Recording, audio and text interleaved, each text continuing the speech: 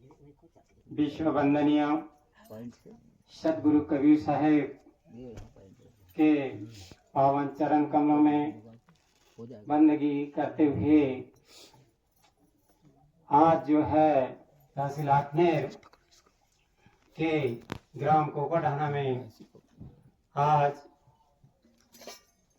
एक शांति यज्ञ का कार्यक्रम का आयोजन हुआ। यह शांति यज्ञ का कार्यक्रम परम आदरणीय श्री लक्ष्मण जी पात्रे साहेब जो आज हमारे बीच में नहीं है, यह बड़े दुख की बात है। तो इन्हीं के लोकवास होने के उपलक्ष्य में आज यह शांति यज्ञ का कार्यक्रम का आयोजन रखा गया, जिसमें परम आदरणीय हमारे मुल्ताई से आए हुए श्री सोनारे साहेब, परम आदरणीय हमारे राबड़ा से पधारे हुए नागले साहब, बैतूल से पधारे हुए परम आदरणीय धर्मराज जी एवं हमारे दीवान साहब ग्राम कोकड़ाना के शिवचरण साहब दीवान साहब जी एवं परम आदरणीय समस्त ग्रामवासी माताओं बंधुओं एवं यह समस्त पात्रे शोकाकुल परिवार आज यहाँ पर एक शांति यज्ञ का कार्यक्रम का आयोजन किया, जिसमें समस्त शोकाकुल परिवार पात्रे परिवार उपस्थित होकर के सदगुरु के प्रार्थना किए, जिससे यह जो दिवंगत आत्मा है यह आत्मा को शांति मिले, सदगुरु की शरण मिले और इन्हें जो है परम सुख की प्राप्ति हो। इसी उपलक्ष्य को लेकर के चौका आरती का आयोजन किया गया, जिसमें आप सभी लोग उपस्थित होकर सदगुरु से प्रार्थना किए। बड़े सौभाग्य की बात है कि जो हंस अगर धर्म को धारण करे और धर्म को धारण करते हुए भक्ति में अपना जीवन बिताए, उनकी यहाँ इस लोक में तो क्या परलोक में भी जय जयकार होती है। बोलिए श्री पात्रे साहेब की। हाँ, नाम लेकर के बोलिए थोड़ा सा। क्या नाम? लक्ष्मण पात्रे। परम आदरणीय श्री लक्ष्मण जी पात्रे साहेब की जय। यह उनकी भक्ति का प्रभाव है, उनके धर्म का प्रभाव है, जो कि उन्होंने भव सागर में आकर के सदगुरु की भक्ति को धारण किया। देखिए, मनुष्य जीवन बड़ा अनमोल जीवन है। अभी एक हमारे बैतूल से पधारे हुए धर्मदास जी ने एक भजन कहा था कि को जाने कल की जगत में खबर नहीं है पल की, नाम सुमर ले सुमरन कर ले को जाने कल की। यह जीवन कैसा है? कहते हैं पानी केरा बुदबुदा असमानुष की जात और देखत ही छिप जात है जो तारा प्रभात। तो यह मनुष्य जीवन बड़े सौभाग्य से मिला है। अगर यह मनुष्य जीवन सौभाग्य से मिला है तो निश्चित रूप से जो हमारे भाग में है, सौभाग्य से हमने सदगुरु की भक्ति करना चाहिए। देखिए, शरीर के भोजन के लिए क्या है? शरीर का भोजन कैसे होता है? अन्न से होता है ना? हम जो भोजन खाएंगे तो हमारा शरीर पुष्ट होता है। यहाँ 3 स्तर होते हैं। एक शरीर, फिर शरीर से आगे बढ़ते हैं तो दूसरा स्तर क्या है? मन है ना? क्या है? मन। तो मन का भोजन क्या है? विषय वासना। मन का भोजन है विषय। और जब तीसरे स्तर पर हम पहुंचते हैं तो वह कौन है? आत्मा। वह आत्मा सबसे श्रेष्ठ है, मन से भी श्रेष्ठ है, शरीर से भी श्रेष्ठ है। अगर आत्मा रहे तो मन की भी क्या है? कीमत है, शरीर की भी कीमत है। अगर आत्मा न रहे तो यह न मन की कीमत है न शरीर की कीमत है। तो हमारा शरीर का भोजन क्या है? अभी बताया, अन्न है। अन्न है, जल है। शरीर कैसा है? जड़ है। उसका भोजन कैसा है? उसका भोजन भी जड़ ही है। कैसा है? जड़ है। अगर शुद्ध भोजन लिया जाए तो शाकाहारी भोजन लेना चाहिए। और मन का भोजन क्या है? विषय है। कहाँ है? कबीर यह मन जब लग उड़े विषय वासना माही, और प्रेम बाज की झपट में जब लगावत नहीं। यह विषय वासना में ज्यादा उड़ता है, विषय वासना में ज्यादा भटकता है। पर इसी मन को अगर हम शरीर में अगर हम सात्विक भोजन का उपयोग करें और मन को विषय से रोकने का कार्य करें, उसी मन को हम कहां लगाए? भजन में लगाए। कहां लगाए? भजन में लगाए। उसी मन को कहां लगाए? हम भक्ति में लगाए। उसी मन को हम कहां लगाए? सत्संग में लगाए। तन के द्वारा तो सेवा करें। अगर हमें तन को सात्विक भोजन देना है तो तन के द्वारा सेवा करें और मन को भजन में लगाए, मन को भक्ति में लगाए, मन को सत्संग में लगाए। तो यह तन का तो भोजन क्या है? भोजन क्या है? शरीर का जो भोजन है यह शाकाहारी भोजन है, अन्न है, जल है, अन्य फूल फ्लावर है। पर लेकिन मन का भोजन विषय वासना है। तो विषय वासना से मन को हटा करके हमने मन को कहाँ लगाना चाहिए? भक्ति भाव में लगाना चाहिए। पर आत्मा का भोजन क्या है? ये तन का भोजन हुआ, मन का भोजन हुआ, पर आत्मा का भोजन क्या है आपको मालूम? नहीं मालूम? हाँ, तो देखिए,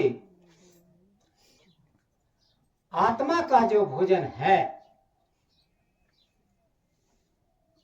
वह आत्मा का भोजन है भजन। क्या है? भजन। भजन। और वह भजन किसका? उस परमात्मा का। किसका? परमात्मा का। हम उस परमात्मा का भजन न करते हुए हम केवल भोजन तक ही रह जाते हैं। भोजन और भजन, भोजन भी तीन ही शब्दों से मिलकर बना है और भजन भी तीन ही शब्दों से मिलकर बना है। तन का भोजन सीमित है। कैसा? पाव आधा शेर। तन का भोजन कितना है? सीमित है। या तो एक पाव खाएगा या आधा शेर अर्थात 2 पाव खा लेगा। पर मन का भोजन ऐसा है जैसा गिरी सुमेर। अगर पहाड़ जैसा भी उसके सामने अगर धन दौलत आदि कुछ रख दिया जाए तो भी वह संतुष्ट नहीं होगा और चाहत रहेगा कि मेरे को और चाहिए। क्या चाहिए? और मेरे को चाहिए। इसी के ऊपर थोड़ा सा एक दृष्टांत। एक राजा था, और उसी राज्य में एक गरीब व्यक्ति था। वह गरीब व्यक्ति बड़ा दुखी था कि मेरे पास में कुछ ऐसा धन दौलत नहीं है जो कि मैं मेरा पेट पालन, मेरे परिवार का पेट पालन कर सकूं।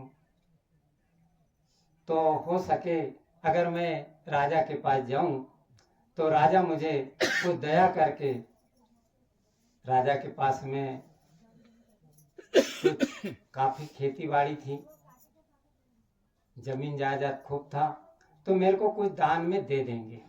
ऐसा विचार करके राजा के पास वह गरीब व्यक्ति जाता है और जा करके कहता है, राजा साहब, मैं एक बड़ा गरीब आदमी हूं और मैं परिवार को पाल नहीं सकता हूं।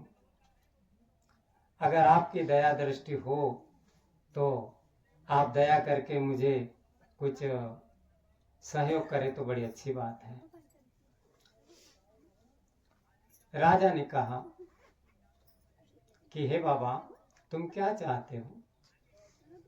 तो बोले, अगर आपकी दया हो जाए तो थोड़ी सी मेरे को जमीन मिल जाए तो अच्छी बात है। तो बोले, ऐसी बात है, खैर कोई बात नहीं, आपकी इच्छा की पूर्ति हो जाएगी। राजा साहब ने बोला, एक झंडा दिया, एक झंडा दे दिया और कहा कि देखो भाई, आप ऐसा काम करो कि 4 घंटे का समय है आपको, 4 घंटे में आप ये झंडे को ले जाओ और जहां तक आप दौड़ सकते हैं या जिस भी रूप में आप चल सकते हैं जा करके वहां तक के गाड़ देना, वहां गाड़ देना। और 4 घंटे के अंदर में, जैसे 2 घंटा जाने को लगेगा, 2 घंटा आने को लगेगा, तो 4 घंटे में यहाँ आ जाना चाहिए। तो आपको मैं उतनी जमीन दान में दे दूंगा। ये बड़ा खुशी हो गया। अरे इतना खुशी हुआ कि इसकी खुशी का कोई पारावार नहीं रहा, बड़ा खुशी हुआ। उसने झंडा पकड़ा और झंडा पकड़ के देखता है, चला। अब 4 घंटा कहीं थोड़े से थोड़ी होते हैं। वो चला दौड़ते दौड़ते दौड़ते, जो जो वो दौड़े त्यों त्यों उसकी मन की कल्पना और बढ़ते चले। अरे मैंने ये क्या 10 एकड़ तो अब गिन लिया हूँ, चले गया मैं, अब 10 एकड़ क्या, मैं 20 एकड़ चला गया हूँ। ऐसा करते करते करते वहां तक पहुंच गया कि 3 घंटे वो जाने में लग गया। 3 घंटे जाने में लगा। अब जब जाने में लगा तो बोले, मैं अब और भी थोड़ा सा आगे चला जाता हूँ। वहां ले जाके उसने झंडा गाड़ दिया। जब वापस आने लगा तो समय कितना बचा था? 1 घंटा। 1 घंटे में आ नहीं सकता। अब जब 3 घंटा जाने को लगा है तो क्या वापस आने में 1 घंटा लगेगा या 1 घंटा में आ जाएगा? नहीं आएगा। आते आते में जो है तो आधे में आया और आधे में आ करके वह अपने प्राण को त्याग दिया। राजा साहब को फिक्र हुई कि जो व्यक्ति यहाँ से झंडा लेकर के गया है और जमीन लेने वाला है, तो वह जमीन लेने वाला आया कैसा नहीं है। तो बोले, जाओ। वहां से सिपाहियों को भेजा और मंत्रियों को भेज करके बोले, इसका तो पता लगाओ। देखा तो वह कुछ दूरी पे आ करके तो पड़ा है, और पड़ा है तो वह मर गया है। उसको वह मर गया। तब ही कहा राजा ने कि तन की भूख सीमित है। तन की भूख कैसी है? सीमित है। कितनी है? पाव आधा सेर, आधा सेर या पाव। पर मन की भूख कैसी है? असीमित है। जैसे गिरी सुमेर, अगर सुमेर जैसा उनको धन भी मिल जाए तो फिर भी उसकी भूख शांत नहीं होती है। उसी प्रकार से जो है हमारा मन जो है, मन को हम इसे वासनाओं से हटा करके हमारा मन कहाँ लगाना चाहिए? भजन में। भजन में लगाने से हमारा मन वहां तक के पहुंचेगा। कहाँ तक के? आत्मा तक के। जो कि हमको अशांति देता है मन, वह शांति देने लग जाएगा। तो इसीलिए तन का जो भोजन है, तो भोजन तो हम सीमित कर सकते हैं, पर मन को ऐसा सीमित करे, ऐसे उनको कंट्रोल रखे कि वह ऐसा न हो कि तन को भी और हमारे आत्मा को भी ऐसे कोई गलत जगह ले जा करके कोई खाई में न ढके दे। तो बात आई थी कि भोजन और भजन की। तो भोजन में क्या है? भोजन में क्या है? मात्रा है। काय की मात्रा है? ओ की मात्रा है। भ में ओ की मात्रा, भो, ज और न। भजन में कोई मात्रा नहीं है। भजन में क्या है? मात्रा नहीं है। इसीलिए क्या है? भजन हमारा ऐसा होना चाहिए कि हमको कोई भी मात्रा न लगे। सदगुरु कबीर साहब ने कहा है, जो भजन करने का कहा है, मन की तरंग मार लो बस हो गया भजन, आदत बुरी सुधार लो बस हो गया भजन। हमारी मन की तरंग को मारने के लिए बोला। हमने तीनों की बात करी, तन की भी और मन की भी। तो हमारी मन की जो तरंगे है, मन की जो लहरें है, इसको मारने के लिए बोला है। इस मन की लहर को सीमित रखने के लिए बोला है। मन की तरंग मार लो बस हो गया भजन, आदत बुरी सुधार लो बस हो गया भजन। हमारी जो बुरी आदतें है, जो हमको दुख पहुंचा रही है, जो हमको संसार सागर में रहते हुए कष्ट दे रही है, उन हमारी आदतों को हम सुधार कर लें। दारू पीना, अन्याय अत्याचार करना, अनेकों प्रकार की बीड़ी सिगरेट आदि पीना, ये हमारी छोटी छोटी आदतें हमको जो है तो दुखदायी बन जाती है, जो हमारे शरीर को भी, हमारे मन को भी, हमारे आत्मा को भी, अर्थात हमारे पूरे परिवार को भी दुखी बना देती है। तो इसी प्रकार से हमारी छोटी छोटी आदतों को सुधार लेना। साहब आगे कहते हैं, आए हो तुम कहाँ से, जाओगे तुम कहाँ, बस इतना तो तुम विचार लो बस हो गया भजन। आए हो तुम कहाँ से? यहाँ पे हम आए थे काय के लिए? सौदा अच्छा करने के लिए। परंतु हमने जो है क्या किया? यहाँ आकर हमने बुरी विचार को धारण कर लिया, बुरा सौदा करना चालू कर दिया।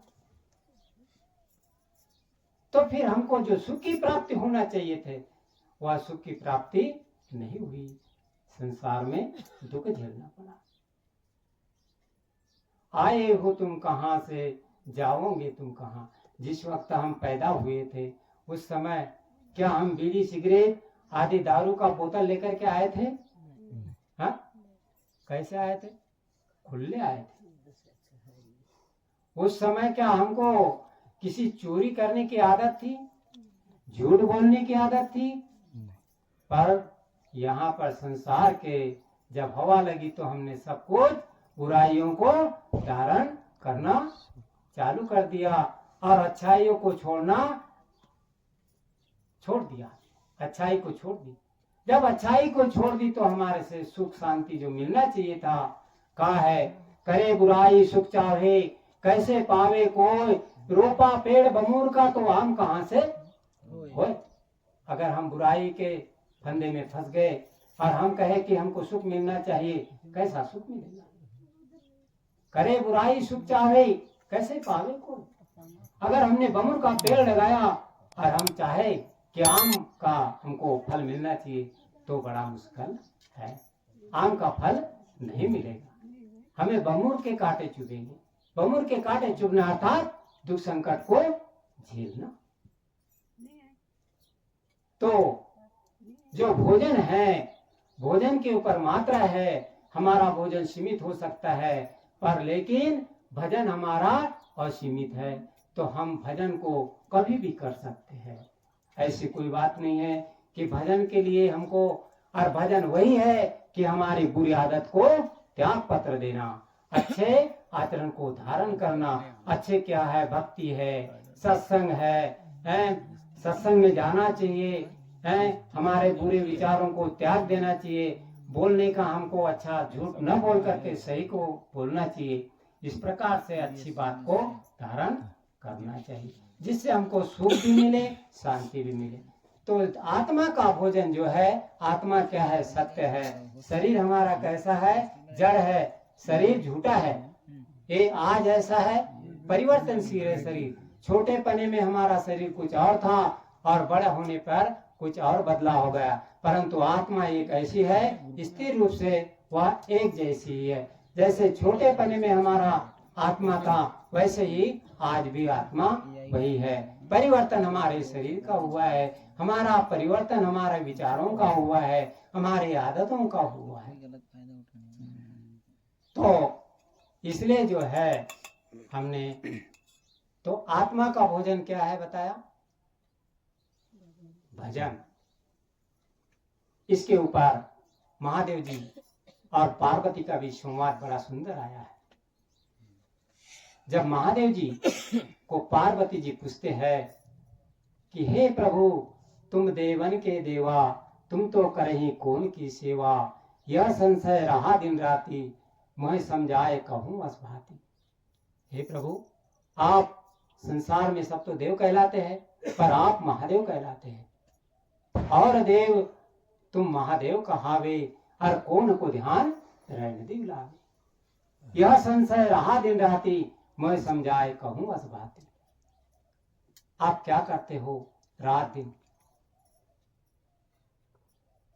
तो महादेव जी कहते हैं कि उमा कहूँ मैं अनुभव अपना, हर्षत हरि भजन जगत सब सपना। हे उमा, मैं अपना अनुभव कहता हूँ। क्या अनुभव है मेरा? कि संसार जो है जगत के सपना के समान है, और उस परमात्मा का जो भजन है वही सत्य है।